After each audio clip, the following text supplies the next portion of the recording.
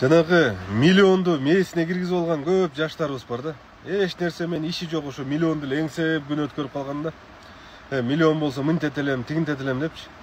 Анан көп жаштар кайрылат, байке, туруктуу ишим жок, ишкерлик менен алек болоюн дегем, бизнесмен болоюн дегем. Могу үйүмдү бир жерге коюп, миллион кредит алайын дегем депчи.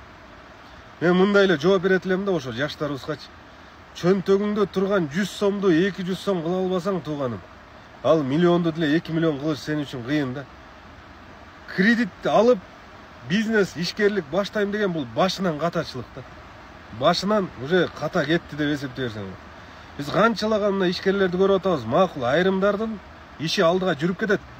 Бирок акыр аягы барып деле ошо миллиондору бактысыздык азабын берип коет да. Себеби эмне? Кредит бул арам. Бул жараткан Аллага түзмө-түз согуш ачканга барабар экен да, ачык айтканда.